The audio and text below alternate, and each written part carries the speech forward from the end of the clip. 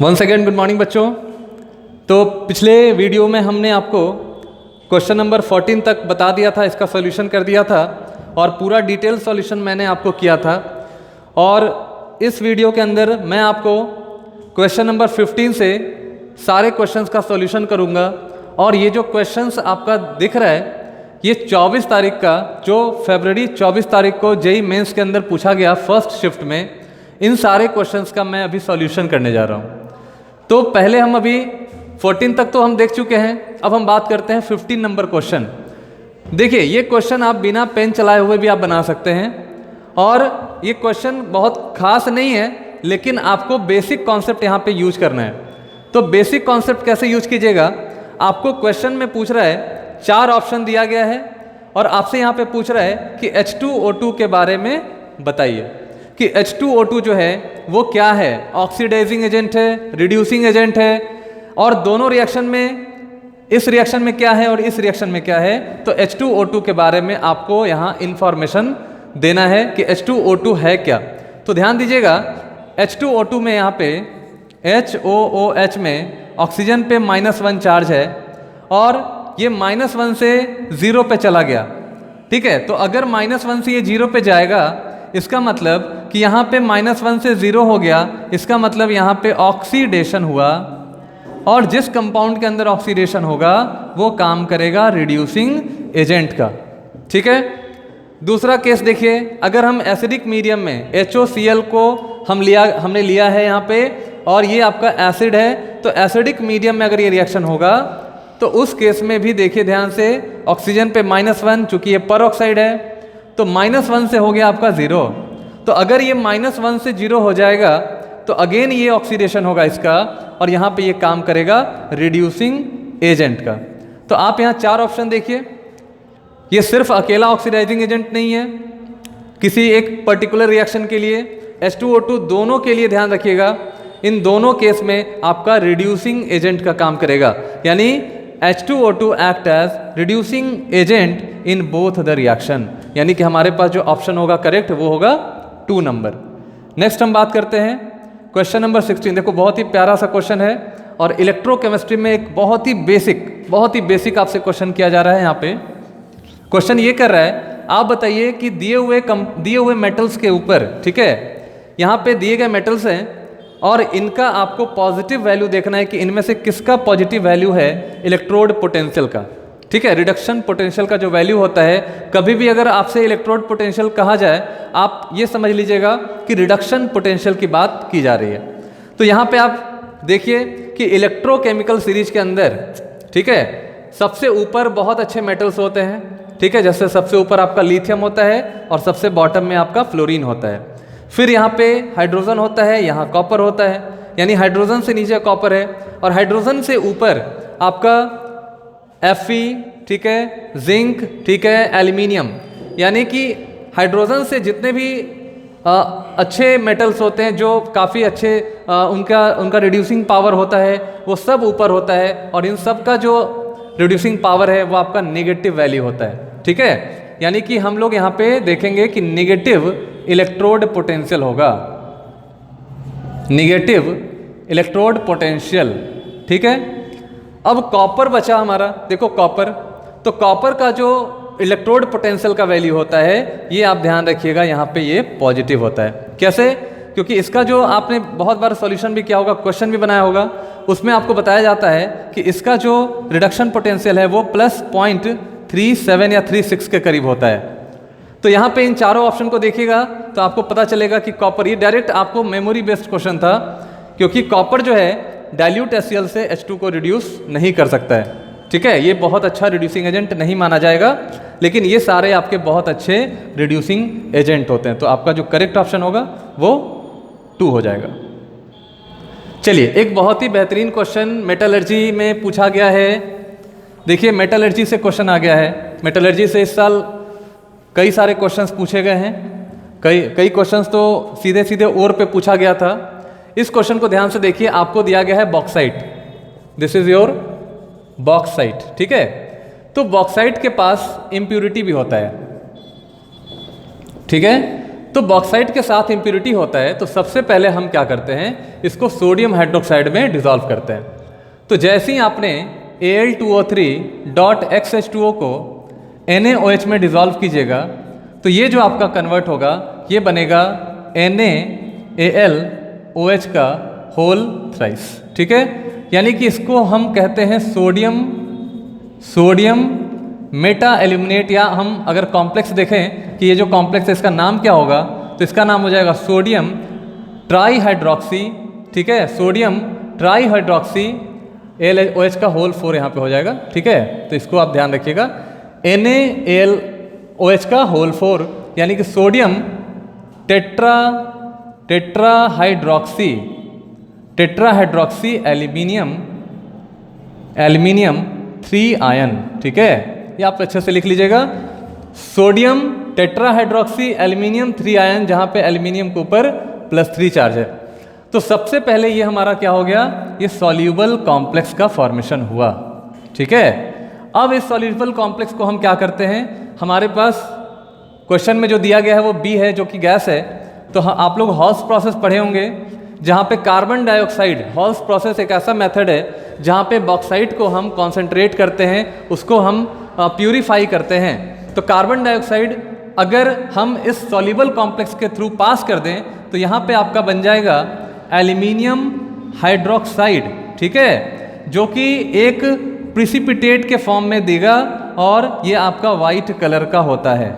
ठीक है, इसके बाद आपको बन जाएगा यहाँ पे सोडियम कार्बोनेट Na2CO3। तो ध्यान में रखिएगा, ये आपका इनसॉल्युबल प्रिसिपिटेट बना। अब इस इनसॉल्युबल प्रिसिपिटेट को थोड़ा सा अगर हीट कर दीजिएगा, यहाँ से आपको प्योर एल्यूमिना सेपरेट हो जाएगा। यानी हमारा जो प्रोसेस है प्यूरिफाई करने का बॉक्साइट का, वो हॉल्स प्रोसेस भी है। This process is called your what, halls process. ठीक है, तो इस क्वेश्चन को बहुत आसान तरीके से आप चाहें तो कर सकते हैं, अगर आपको हॉल्स प्रोसेस का कॉन्सेप्ट क्लियर है। First of all, bauxite is dissolve in NaOH solution, then we get sodium tetrahydroxy aluminium 3 ion which is soluble complex, और impurity वहीं सेपरेट हो जाएगा। फिर उसके बाद carbon dioxide gas is passed through this complex, we get aluminium hydroxide as a precipitate along with sodium carbonate. When aluminium hydroxide is heated, then water get removed and we get aluminium oxide, that is called your alumina. ठीक है, तो ये हमारा basically है process. तो ए हमारा क्या हुआ, तो ए हमारा हो गया सोडियम मेटा एल्यूमिनेट। बी क्या हुआ, तो बी हो गया हमारा CO2 गैस। और सी क्या हुआ, सी आपका हो गया एल्यूमिनियम Al2O3, यानी कि एल्यूमिनियम ऑक्साइड, इसको बोलते हैं एल्यूमिना।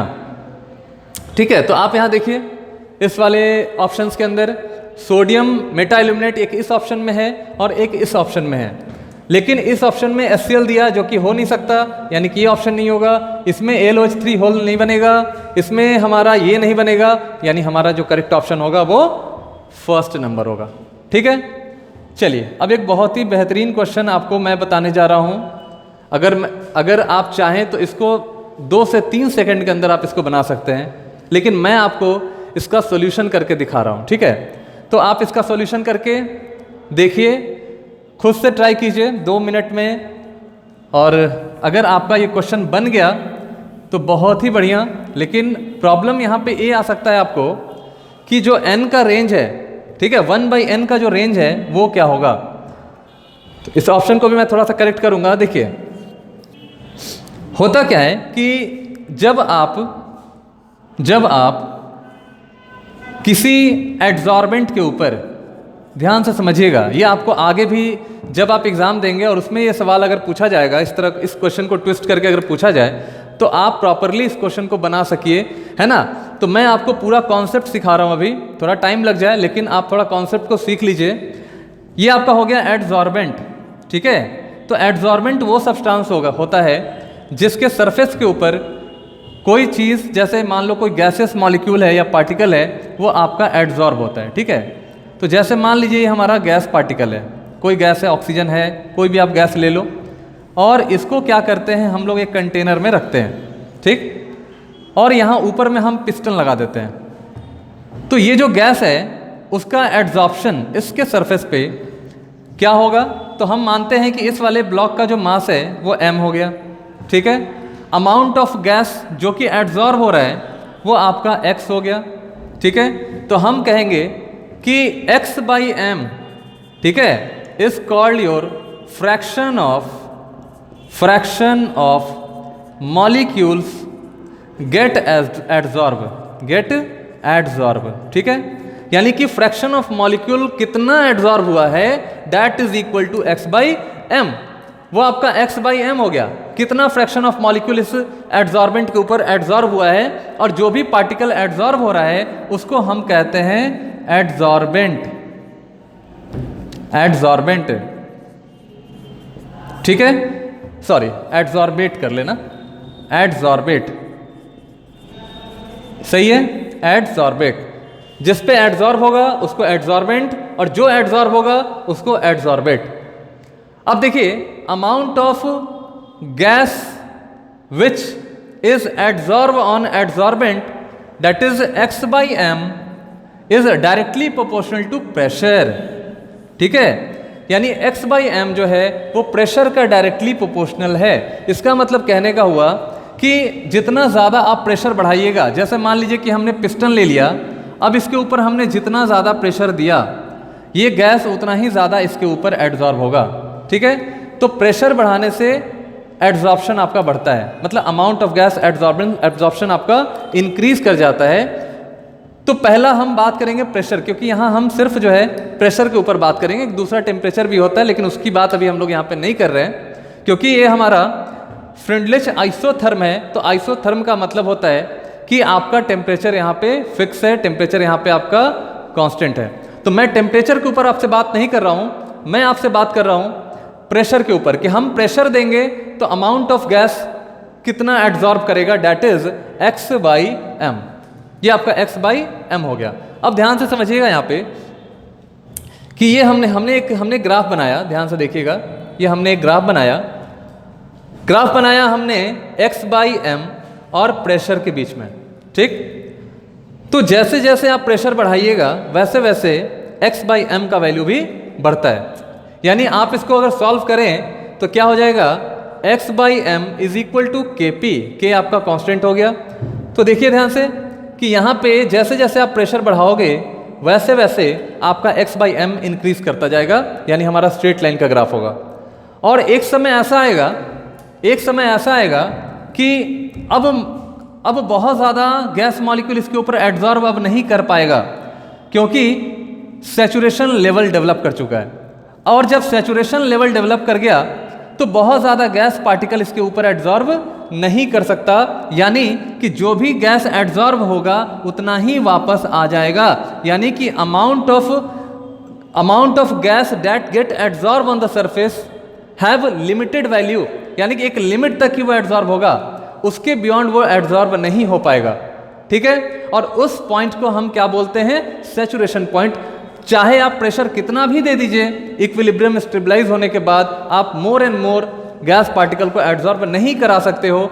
यानी कि मान लेते हैं कि यहाँ तक आपने प्रेशर को बढ़ाया, अब यहाँ के बाद बढ़ाने के बाद आपका जो है गैस अब एड्जॉर्ब होना धीरे धीरे अब यहाँ पे बंद कर रहा है। तो ये जो पॉइंट है जहाँ पे गैस एड्जॉर्ब होना बंद कर दिया या अब धीरे धीरे बंद करने वाला है, इस पॉइंट को हम क्या कहते हैं, इस पॉइंट को हम लोग कहते हैं सैचुरेशन। इस पॉइंट को बोलेंगे, this point is called saturation pressure, saturation pressure.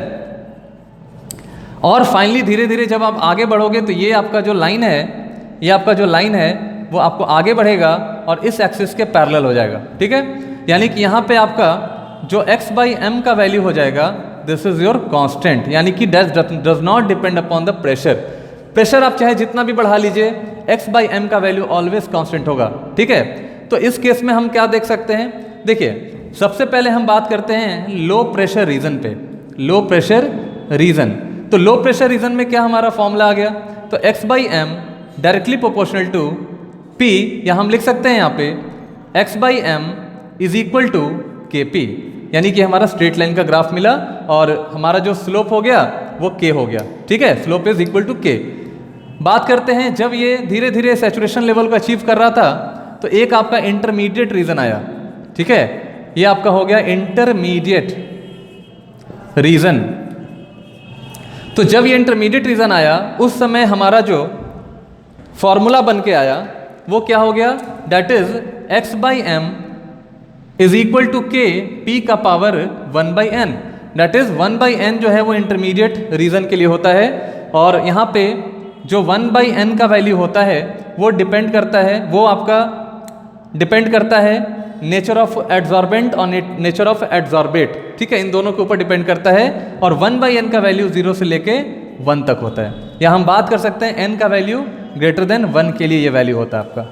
ठीक है, तो अब यहाँ समझिएगा कि इंटरमीडिएट रीजन के ऊपर अगर हम बात करें, n का वैल्यू अगर इनफाइनाइट हो जाए, देखो n का वैल्यू अगर इनफाइनाइट हो जाएगा तो 1 बाई इन्फिनिटी 0 हो जाएगा, और p का पावर हो गया 0। तो p का पावर 0 होने का मतलब हुआ कि प्रेशर पे डिपेंड यहाँ पे नहीं कर रहा है, यानी कि यहाँ पे देखिए इस वाले लाइन के लिए, ठीक है, 1 बाई एन यानी कि n के जगह पे हम क्या लिखेंगे, इन्फिनिटी। ठीक है, तो 1 बाई एन, n के जगह पे इन्फिनिटी, तो 1 बाई एन क्या हो जाएगा आपका, 1 by n is equal to 0। ठीक है, तो 1 बाई एन 0 से ज़्यादा है और 1 से क्या है, कम है, तो हमारा इंटरमीडिएट, देखो ये जो आपका रीजन है दिस, यहाँ से यहाँ के बाद का जो रीजन है वो आपका क्या हो जाएगा, वो 1 by n is less than 1, यानी कहने का मतलब n इज ग्रेटर देन 1। तो यहाँ के बाद जो ध्यान दीजिएगा, यहाँ के बाद n इज ग्रेटर देन क्या हो जाएगा, 1 हो जाएगा। जहाँ पे आपका सैचुरेशन जहाँ से शुरू हो गया उसके आगे n इज ग्रेटर देन 1। ठीक है, तो यहाँ पे इक्वेशन हमारा हो जाएगा x by m is equal to only k p का पावर 0, तो हमारा हो जाएगा x by m is equal to k, that is constant. ठीक है, अब इंटरमीडिएट रीजन के लिए हम बताया, मैंने आपको बताया कि 1 बाई एन होगा, और 1 बाई एन का जो रेंज होगा वो ये होगा। ठीक है, जहाँ पे 0 से लेके कहाँ तक, 1 तक। तो यहाँ पे ध्यान में रखिएगा, यहाँ पे ऑप्शन में आप देख लीजिए 0 to 1, यहाँ पे 1 बाई एन 0 to 1 है, और 1 बाई एन का वैल्यू 0 to 1 दिया हुआ है, 0.1 to 0.5 log n and log 1 by n. तो ऑप्शन में यहाँ पे 0 to 1 दिया हुआ है 1 बाई एन का वैल्यू, 1 बाई एन का वैल्यू जो आपका दिया गया है वो 0 to 1 होता है। ठीक है, तो आपका जो करेक्ट ऑप्शन होगा वो ये हो जाएगा, और यहाँ पे थोड़ा सा ठीक करने की ज़रूरत है, स्लोप आपका 1 बाई एन है, क्योंकि आपसे स्लोप के बारे में आपसे पूछा है। अब मैं स्लोप निकालने वाला हूँ। यहाँ पे ध्यान दीजिएगा कि इंटरमीडिएट रीजन में स्लोप कैसे निकलेगा, तो आप इस वाले इक्वेशन का लॉग ले लीजिए, यानी x by m is equal to k p का पावर 1 बाई एन। तो अब यहाँ पे लॉग ले लीजिए, लॉग x बाई एम बराबर log of k plus 1 by n log of p। तो आप देखिए यहाँ पे इक्वेशन यहाँ पे हो गया y is equal to M X plus C, जहाँ पे स्लोप जो m है दैट इज 1 बाई एन, और 1 बाई एन के लिए मैंने आपको रेंज बताया 0 से लेके 1 तक। तो अगर यहाँ पे स्लोप अगर पूछ रहा है इसके लिए, तो यहाँ पे 1 बाई एन हो जाएगा, और 0 to लेके 1 तक ये इक्वेशन होगा। ठीक है, तो इस बात को आपको अच्छे से ध्यान में रखना है। ठीक है, तो चलिए ये आपका हो गया क्वेश्चन। चलिए, ये बहुत ही साधारण सा क्वेश्चन था और मेमोरी बेस्ड क्वेश्चन था, जो कि जेई ने पूछा। जेई ने इस साल काफ़ी आसान क्वेश्चन पूछा है। कुछ क्वेश्चंस मान के चलिए कि 5 to 10% ही टिपिकल लेवल का क्वेश्चन है, बाकी 90% जो क्वेश्चन है बहुत ही आसान आया हुआ है। आपको गन मेटल का कॉम्पोजिशन पूछ रहा है, तो गन मेटल का जो कॉम्पोजिशन होता है कॉपर, उसके बाद जिंक, उसके बाद आपका टिन होता है। तो कॉपर, जिंक और टिन का एक कॉम्बिनेशन होता है, जहाँ पे कॉपर का परसेंटेज 87 होता है, जिंक का परसेंटेज आपका 3 होता है, और टिन का परसेंटेज आपका 10 होता है। तो आपका करेक्ट ऑप्शन कौन सा होगा, फर्स्ट नंबर। कह रहा है कि आयोनाइजेशन पोटेंशियल के अकॉर्डिंग आप इसको सजाइए। ठीक है, देखिए नेक्स्ट क्वेश्चन में आपसे कह रहा है कि magnesium aluminium silicon phosphorus and sulphur. तो देखो मैग्नीशियम आपका 12th ग्रुप का, 13th, 14th, 15th, 16th configuration लिखेंगे 3s2 3p4, 3s2 3p3, 3s2 3p2, 3s2 3p1, और यहाँ पे हो जाएगा 3s2 ओनली। ठीक है, तो आपको पता है कि लेफ्ट से राइट आने पे आयोनाइजेशन एनर्जी की वैल्यू इंक्रीज करती है। ठीक है ना, आयोनाइजेशन एनर्जी की वैल्यू बढ़ती है। तो सबसे ज़्यादा आयनाइजेशन एनर्जी हम देखें तो सल्फर का होना चाहिए अगर इधर से आए। लेकिन आपको ये बात पता है यहाँ पे सल्फर का 3p4 कन्फिग्रेशन है और यहाँ पे 3p3 है, और ये आपका हाफ फील्ड कन्फिग्रेशन होने की वजह से सल्फर का जहाँ होना चाहिए था ज़्यादा, लेकिन हो जाएगा किसका? फॉस्फोरस का। तो आयनाइजेशन पोटेंशियल का सबसे ज़्यादा जो वैल्यू होगा वो फॉस्फोरस का हो जाएगा, किससे ज़्यादा? सल्फर से। अब हम बात करते हैं इन दोनों के केस में, ठीक है। देखो इसके बाद आपका इधर से इधर जाने पे आयनाइजेशन एनर्जी का वैल्यू इंक्रीज करता है, बढ़ता है, तो इसके बाद तो आपका सिलिकॉन का ही होना चाहिए, ठीक है। अब बात करते हैं एल्यूमिनियम मैग्नीशियम की। तो मैग्नीशियम जो है आपका, इसके पास फुलफिल्ड कन्फिग्रेशन है, ठीक है, ये आपका फुलफिल्ड कन्फिग्रेशन है। तो फुलफिल्ड कन्फिग्रेशन है तो इसका सबसे ज़्यादा होगा, मतलब सबसे ज़्यादा का मतलब कि Mg और एल्यूमिनियम में Mg का ज़्यादा हो जाएगा एज कंपेयर टू किसका? एल्यूमिनियम, ठीक है। तो इस चीज़ को आपको ध्यान में रखना, यानी कि आपका जो करेक्ट ऑप्शन होगा, आंसर होगा phosphorus, sulphur, silicon, magnesium, aluminium. Match करिए। आपका ये ऑप्शन नहीं दिया हुआ यहाँ पे, तो बस आप आंसर लिख लीजिए, ये आंसर आपका हो जाएगा, ठीक है। तो आइए हम बात करते हैं क्वेश्चन नंबर 21। बहुत ही बेहतरीन क्वेश्चन है, जल्दी से स्क्रीनशॉट ले लीजिए इसका।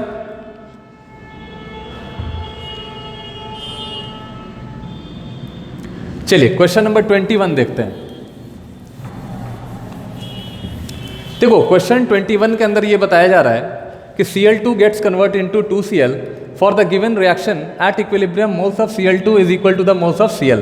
तो देखो यहाँ पे आपको बोल रहा है Cl2 gas converts into 2Cl, ठीक है, और इक्विलिब्रियम पे, एट इक्विलिब्रियम दोनों का मोल बराबर है। मान लेते हैं हमने 1 मोल ले लिया दोनों का और वो इक्वल है। तो हमें क्या निकालना है? हमें निकालना है यहाँ पे क्वेश्चन दिया हुआ है x निकालना है, यानी आपको Kp का वैल्यू दे दिया। देखो Kp का वैल्यू दे दिया x इंटू 10 का पावर -1। तो हमें क्या फाइंड करना है? हमें x फाइंड करना है। तो इक्विलिब्रियम पे 1 मोल है, इसका 1 मोल हो गया, और पार्शियल प्रेशर इसका निकालते हैं, क्योंकि आपको पता है कि Kp का जो रिलेशन होता है Kp, तो ये होता है पार्शियल प्रेशर ऑफ प्रोडक्ट, ठीक है, by partial pressure of reactant along with stoichiometry, ठीक है। तो इसके लिए हम पार्शियल प्रेशर, पहले हम पार्शियल प्रेशर निकालेंगे। आपको पता है कि पार्शियल प्रेशर जो होता है ये mole fraction into total pressure, यहाँ पे भी mole fraction into total pressure. तो पहले हम मोल फ्रैक्शन देखते हैं। तो नंबर ऑफ मोल 1 है, और Cl2 और Cl का जो है नंबर ऑफ मोल हो गया 1 + 1। यहाँ भी आप देखो 1 + 1, और total pressure is given, that is 1, ठीक है, दैट इज 1। यहाँ पे आपका 1 atm प्रेशर दिया हुआ है। तो यहाँ पे आपका इक्विलिब्रियम पे जो पार्शियल प्रेशर हो गया दैट इज 1/2, और यहाँ पे भी हो गया 1/2। Now you put the values in formula of Kp, that is partial pressure of Cl का power 2. Why Cl का power 2? Because the coefficient of chlorine is 2. That's why the power of PCl is 2 and PCl2. ठीक है। तो अब इसको आप put करिए, value put करिए। Cl का वैल्यू कितना? 1/2। तो 1/2 का स्क्वायर हो गया डिवाइड बाई 1/2। तो 1/2 से 1/2 cancel, 1/2। And Kp is what? Kp आपको दिया हुआ है x इंटू 10 का पावर -1, ठीक है। तो अब यहाँ पे इसको सॉल्व करिए, x इंटू 1/10, 2 5 = 10, तो x इक्वल टू कितना हो जाएगा? 5 हो जाएगा। तो आपका जो करेक्ट आंसर होगा x का, वो आपका 5 हो जाएगा। x is equal to 5। चलिए ये हमने कर लिया। Question number 23। Question number 23। तो आइए पहले स्क्रीनशॉट ले लीजिए इसको। अब हम क्वेश्चन नंबर 23 देखते हैं।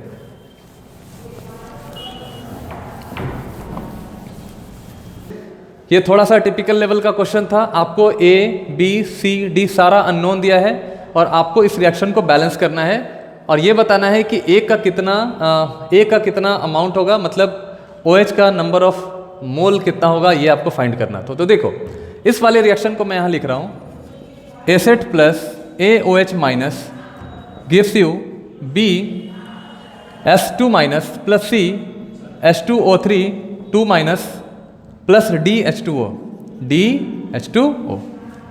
तो देखिए ये रिएक्शन आप ध्यान से देखेंगे एसिड का जो ऑक्सीडेशन नंबर है वो आपका 0 है क्योंकि एलिमेंटल स्टेट में है। S के ऊपर यहाँ -2 चार्ज है और यहाँ पे H2O3 के ऊपर इसमें S का जो ऑक्सीडेशन नंबर है वो आप निकाल सकते हैं। कैसे निकलेगा? तो देखो सल्फर का आप x मान लीजिए तो 2x हो गया प्लस 3 to the 6 यानी कि 2x - 6 इज इक्वल टू -2। तो आप इसको सॉल्व कीजिएगा तो 2x इज इक्वल टू हो जाएगा कितना? 4 हो जाएगा और x इक्वल टू कितना हो जाएगा? 2 हो जाएगा। ठीक है, तो यहाँ पे एसेट देखो ध्यान से कि जो एसेट है वो कन्वर्ट कर गया 2- में और एसेट ही है वो कन्वर्ट कर गया आपका 2+ में, यानी कि यहाँ पे रिडक्शन भी हो रहा है और ऑक्सीडेशन भी हो रहा है। तो ऐसे रिएक्शन जहाँ पे कोई भी एलिमेंट या कोई कंपाउंड अगर ऑक्सीडाइज भी कर जाए, रिड्यूस भी कर जाए, तो वैसे रिएक्शन को हम लोग क्या बोलते हैं? डिसप्रोपोर्शनेट रिएक्शन कहते हैं, यानी डिसप्रोपोर्शनेशन रिएक्शन कहते हैं। तो ऐसे रिएक्शन को बैलेंस करने के लिए आपको क्या करना पड़ेगा? जैसे जो भी एलिमेंट आपका डिसप्रोपोर्शनेट कर रहा है उसको आप 2 बार लिख लीजिए। ठीक है, 2 बार आपने लिख लिया। अब यहाँ पे क्या लिखेंगे? यहाँ पे लिखेंगे S2- प्लस H2O3 2-। ठीक है, ऐसा आपने बना दिया। अब देखो यहाँ पे क्या हो गया? यहाँ पे 0 ऑक्सीडेशन नंबर है, -2 है। तो ध्यान दीजिएगा 0 से -2 change in oxidation number is 2 and number of sulphur atom is 8 that is equal to 16, यानी कि 16 का चेंज हो रहा है यहाँ पे। ठीक है, फिर यहाँ चेक कीजिए ध्यान से, इस वाले में 0 से कहाँ गया? +2, तो यहाँ पे 2 का चेंज, लेकिन नंबर ऑफ एटम कितना है? 8 है, यानी कि 16 का चेंज हो गया। अब दोनों का कॉमन फैक्टर आपका 1 होगा, तो यहाँ पे कुछ करने की ज़रूरत नहीं है। अब इन दोनों को क्या करना है? आपको इन दोनों को ऐड कर लेना है, सिंपली ऐड कर लेना है। 2S8 हो गया और यहाँ पे हो गया S2- प्लस H2O3 2-। अब यहाँ पे ध्यान दीजिएगा कि जो यहाँ पे सल्फर है आप, ठीक है, जो आपका सल्फर दिया हुआ है ये कितना है? BS2- है, तो यहाँ पे आपका BS2- है। अब हमें क्या करना पड़ेगा? एटम्स को बैलेंस करना होगा। ठीक है, तो ऐसा करते हैं, अभी ऐड नहीं करते हैं, अभी पहले हम एटम्स को बैलेंस करते हैं। ठीक है, चलो पहले एटम्स को बैलेंस करते हैं। चलिए ऐड अभी नहीं करते हैं, अभी एटम्स को बैलेंस कर लेते हैं। चलो देखो, यहाँ पे सल्फर आपका 8 है, ठीक है, और यहाँ पे सल्फर आपका 1 ही है, तो कितना लगेगा? यहाँ पे 8 लग जाएगा। यहाँ पे सल्फर 8 एटम है, यहाँ पे सल्फर आपका 2 है, तो यहाँ पे लगाइए 4। ठीक है, तो अब यहाँ पे क्या करो? दोनों का ऐड कर लो, तो ये हो जाएगा 2S8 gives you 8S2- plus 4H2O3 2-। हो गया। अब यहाँ पे देखिए 2, 8, 4, तो कॉमन यहाँ पे कर लो, 2 को कॉमन करके कैंसिल करो दोनों तरफ से, तो ये हो जाएगा S8 gives you 4S2- plus 2H2O3 2-। ठीक है, तो हमने क्या किया? 2 को कॉमन कर लिया था। अब आप क्या करो कि चार्ज को बैलेंस करो। ठीक है, तो चार्ज बैलेंस करने के लिए क्या करना पड़ेगा? यहाँ पे देखिए, यहाँ पे 4 to the 8-, यहाँ पे 2 to the 4-, यानी कि 12- हो गया। तो चूंकि हमारा रिएक्शन कहाँ पे हो रहा है? हमारा रिएक्शन बेसिक मीडियम में हो रहा है। तो अगर यहाँ पे 12- है तो यहाँ पे क्या करना पड़ेगा? 12OH को ऐड करना पड़ेगा और तब जाके यहाँ पे दोनों जगह पे चार्ज जो है वो इक्वल हो जाएगा, बराबर हो जाएगा। अब क्या करेंगे? यहाँ पे चार्ज तो हमारा बराबर हो गया, लेकिन ऑक्सीजन और हाइड्रोजन आपका इंक्रीज कर गया। तो ऑक्सीजन और हाइड्रोजन अगर बढ़ गया, उसके लिए हमें क्या करना पड़ेगा? उसके लिए हमें वाटर का हेल्प लेना पड़ेगा, वाटर ऐड करना पड़ेगा। तो चलिए चेक करते, एक बार और चेक कर लेते हैं। 8 सल्फर 4 2, यहाँ पे कितना हो गया? 4 8 हो गया। ऑक्सीजन कितना है? यहाँ पे 12 है। यहाँ पे देखो 3 to the 6 है, तो 12 करने के लिए कितना वाटर लेना पड़ेगा आपको? 6 वाटर लेना पड़ेगा। अब हाइड्रोजन देख लो कितना है? 6 to the 12, यहाँ पे आपका 12 हो गया, यानी हमारा रिएक्शन क्या हो गया? बैलेंस हो गया। अब आपसे एक क्वेश्चन पूछ रहा है कि बताओ कि कितना OH था। ठीक है, तो आपका यहाँ पे आंसर क्या होगा? 12 हो जाएगा। यानी कि यहाँ पे OH आपसे पूछ रहा है कितना होगा, तो 12। हो सकता है कि अगले बार जब आप कोई अटेम्प्ट दीजिए वहाँ पे सल्फर पूछ सकता है, तो सल्फर का जो आपका एटम है या आयन जो है वो आपका 4 हो जाएगा। H2O3 2- का यहाँ पे 2 हो जाएगा और वाटर यहाँ पे कितना हो जाएगा? 6। तो सभी चीज़ आ गया, A का वैल्यू भी आ गया, B का भी आ गया, C का भी आ गया, D का भी आ गया। ठीक है, तो A का कितना S8 है आपका? देख लो यहाँ पे 1, A का 1, B का कितना 12, C का कितना आया देखो ए का आपका यहाँ पे एसेट है ना, तो ए आपका OH है, तो ए आपका 12 हो जाएगा। चलो बी कहाँ पे, तो बी S2 माइनस है, तो बी आपका 4 हो जाएगा। सी देख लो कितना, सी आपका S2O3 माइनस है, S2O3 माइनस है, तो सी आपका हो जाएगा 2। और डी कितना है, डी है आपका 6, तो डी हो गया आपका 6। ये आपका करेक्ट आंसर हो गया। चलिए नेक्स्ट हम बात करते हैं। क्वेश्चन नंबर 23 में कह रहा है कि calculate the time taken in second for 40% completion. देखिए पहले इसको स्क्रीनशॉट ले लीजिए, मैं आपको अगला क्वेश्चन बता रहा हूं। चलो ले लो स्क्रीनशॉट, हो गया। चलिए स्टार्ट करते हैं क्वेश्चन नंबर 23। देखो 23 में कह रहा है कि आपका रिएक्शन जो है 40% कंप्लीट हो चुका है, और ये फर्स्ट ऑर्डर रिएक्शन है, आपको रेट कांस्टेंट भी दे दिया गया है, this is your rate constant. तो आपको पता है कि टाइम निकालने का एक जो फॉर्मूला होता है फर्स्ट ऑर्डर के लिए, वो हो गया 2.303 बाई के log of 10 base initial concentration by final concentration. तो यहाँ पे सॉल्व करिए, 2.303 बाई के is given that is 3.3 into 10 का power minus 4 log of 10 initial concentration is given in percentage. तो आपको हमने यहाँ पे ले लिया है 100, क्योंकि यहाँ 40% टूट गया, डिकम्पोज कर गया, तो 100 माइनस यहाँ लिखेंगे 40। तो ये तो आपका 60 हो गया, ऊपर कैंसिल कर लो, 2.303 बाई 3.3 इंटू 10 का power -3 log of 100 by 60 cancel करो, ये हो जाएगा 5/3। तो यहाँ पे आप 2.3 ले सकते हैं, यहाँ पे 3.3 है इंटू 10 का पावर 5 है, -5 है, इसको ऊपर लिख लीजिए 10 का पावर 5 हो जाएगा। यहाँ पे लिख लीजिए log of 5 minus log of 3। तो आप जब इसको सॉल्व कीजिएगा तो यू विल गॉट, आपको सॉल्व करने के बाद जो आंसर आएगा 1535.3 आ जाएगा, 1535.3 आ जाएगा, क्योंकि आपको log 5 का वैल्यू रखना है, ठीक है, log 3 का वैल्यू रखना है, और आप यहाँ पे log 5 का वैल्यू बताओ 0.602 और log 3 का बताओ 0.477, ठीक है। तो आपको ये वैल्यू पुट कर लेना है, और ये वैल्यू जब पुट करेंगे आपका आंसर आ जाएगा 1535.3 आंसर, ठीक है। तो ये आपका बहुत ही आसान क्वेश्चन केमिकल काइनेटिक्स से पूछा गया था, क्वेश्चन नंबर 23। चलिए क्वेश्चन नंबर हम 24 के ऊपर चलते हैं, और ये क्वेश्चन आपको इलेक्ट्रोकेमिस्ट्री से पूछा गया, स्क्रीनशॉट ले लो इसको। अभी मैं आपको इलेक्ट्रोकेमिस्ट्री का एक क्वेश्चन बता रहा हूँ, ले लिया स्क्रीनशॉट, चलो देखिए क्वेश्चन नंबर 24 में ये कहा जा रहा है कि फॉर अ केमिकल रिएक्शन के equivalent is given that is 100, यानी कि के इक्विवेलेंट आपको दिया गया है 100, टेम्परेचर दे दिया 300 केल्विन, ठीक है। Value of delta G R जो दिया गया है वो -x इंटू आर जूल हो गया, और प्रेशर आपका 1 atm दिया गया है, find the value of x, आपको x निकालना है। तो देखिए आपको पता है कि जो फॉर्मूला होता है at equilibrium gives free energy delta G is equal to delta G nought plus R T log of, या एल एन कर लो यहाँ पे, L N of k equivalent, पहले Q कर लीजिए Q, और delta G at equilibrium delta G is equal to 0, that is equal to delta G is equal to 0, तो डेल्टा जी नॉट इधर लेके आएंगे तो यहाँ पे हो जाएगा minus R T log R T, पहले एल एन ही ले लो के, ठीक है। अब यहाँ पे लिखो delta G is equal to minus R T into 2.303 log of k equivalent आपका दिया हुआ था 100 को लिख देंगे हम 10 का पावर 2। अब ये 2 चलाएगा बाहर, 2 चलाएगा माइनस आर इंटू 300 इंटू यहाँ पे कर लेना 2, ठीक है, और log 10 का वैल्यू हो जाएगा 1, तो इसको हटा ही दे रहे हैं।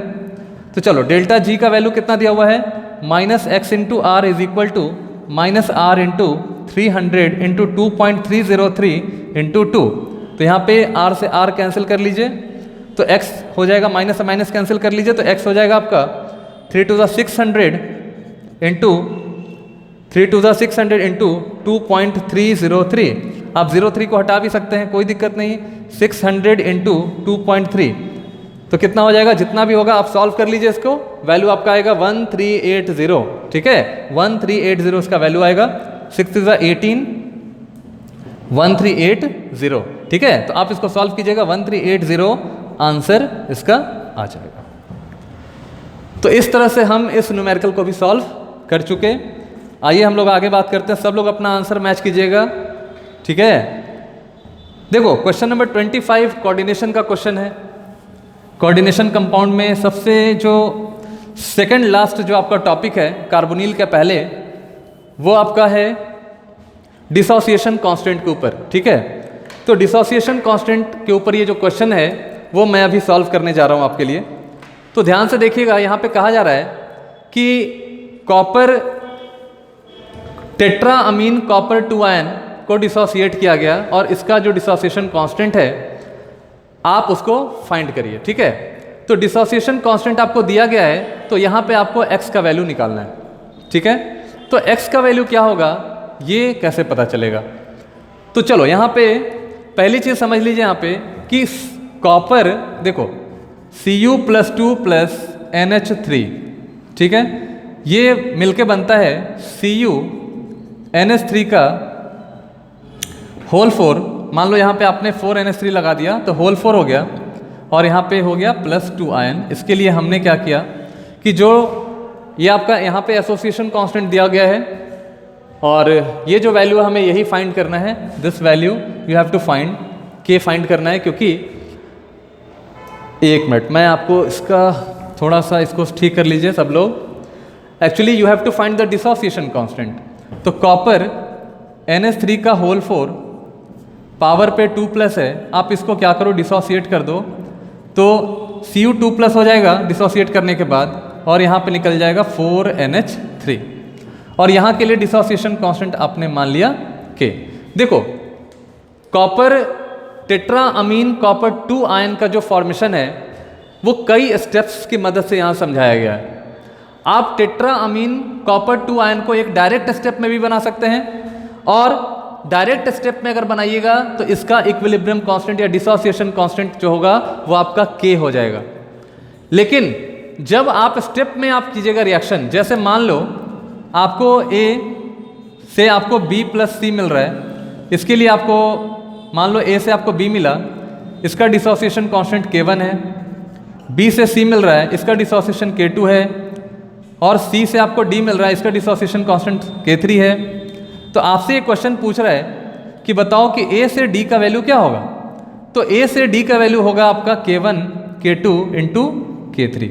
लेकिन आपसे अगर यही सवाल कर दे कि D से A बनाइए तो आप क्या करोगे? इसका ठीक रेसिप्रोकल ले लीजिएगा।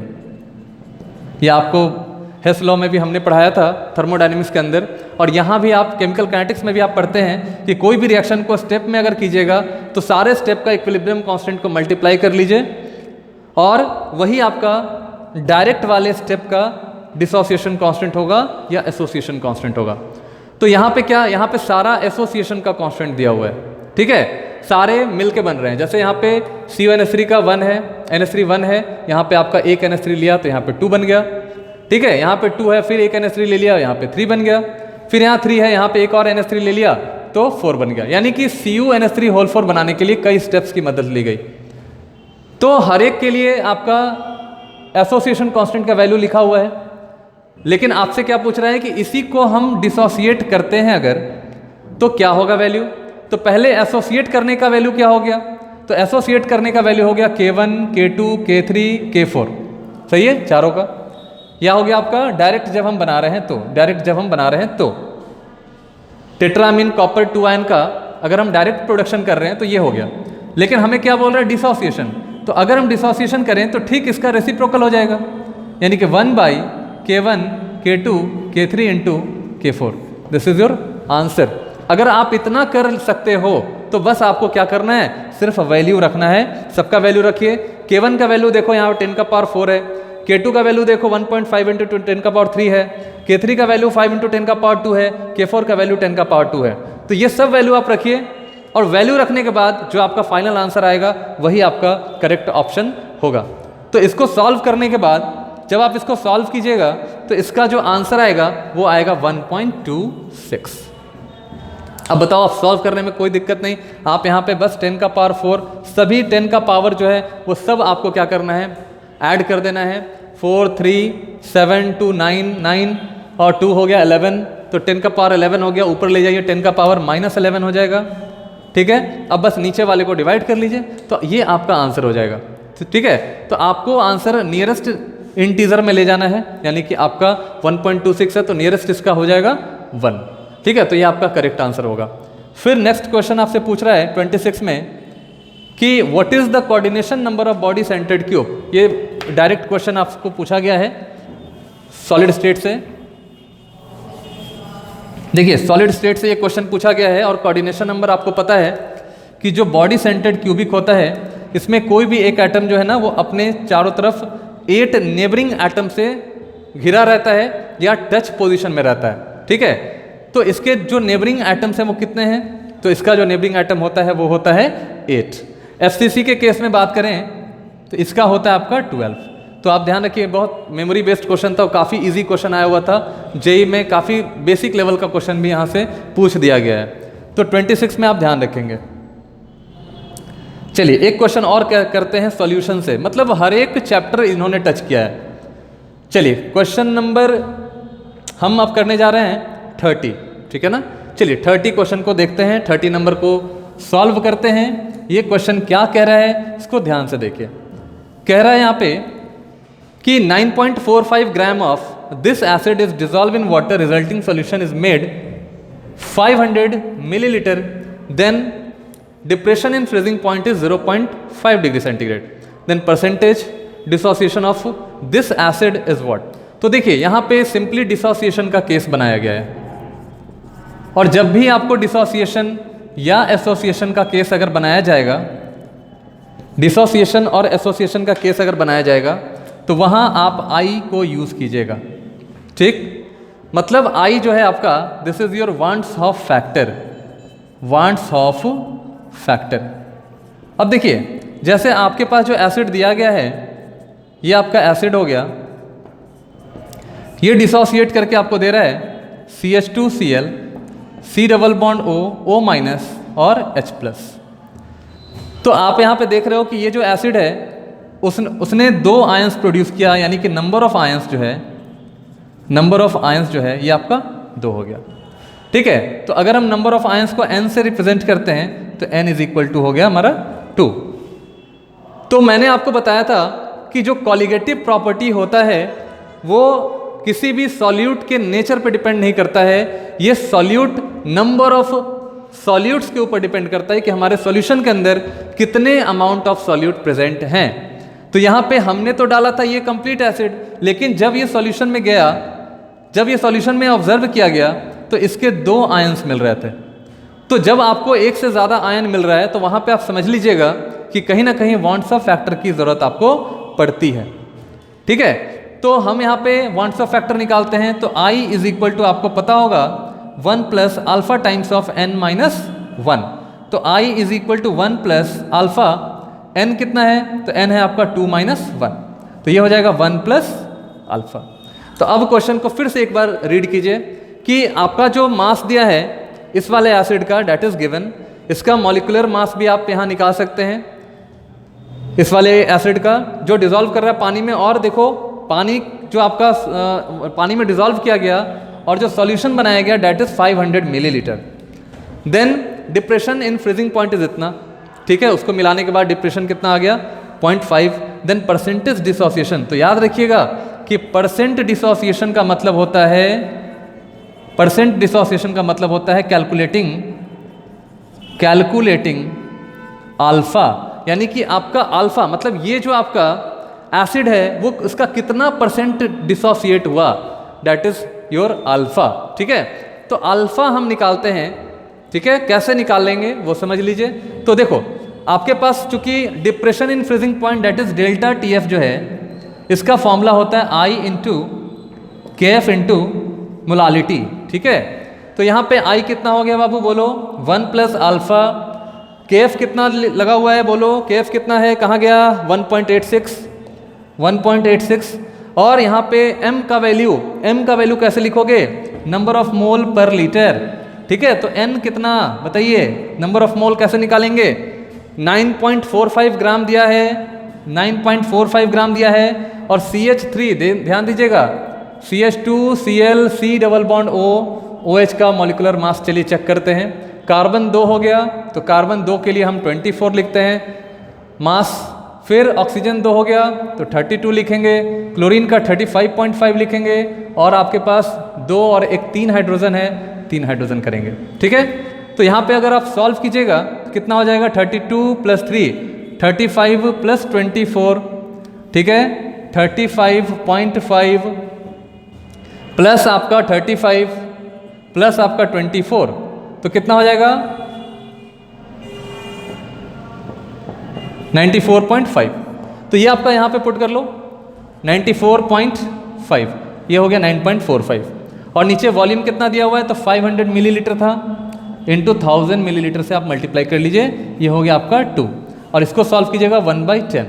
ठीक है, तो यहाँ पे डेल्टा TF जो है आपका, डेल्टा TF का वैल्यू 0.5 है, equal to 1 + alpha into 1.86 into 1/10। ठीक है, ये आपका 1/10 इंटू 2 भी लिखा हुआ है ना, यहाँ पे 2 कर लेना, 2 5 = 10। चलिए 2 5 = 10 हो गया। अब इसको आप सॉल्व करिए, 0.5 equal to 1 + alpha 1.86 divide by 5, तो आप यहाँ पे जो 5 है ना यहाँ पे ले आओ, तो ये हो जाएगा कितना 2.5 is equal 1 alpha 1 + alpha into 1.86, तो आप यहाँ पे कर लो 2.5 divide by 1.86 -1 is equal to alpha, तो alpha you have to calculate. तो आपको अल्फा का वैल्यू यहाँ पे कैलकुलेट करना है। तो देखो अल्फा का वैल्यू अगर आप कैलकुलेट कीजिएगा तो यहाँ अल्फा का वैल्यू आएगा 7.50, यानी कि 7.50 ये आपका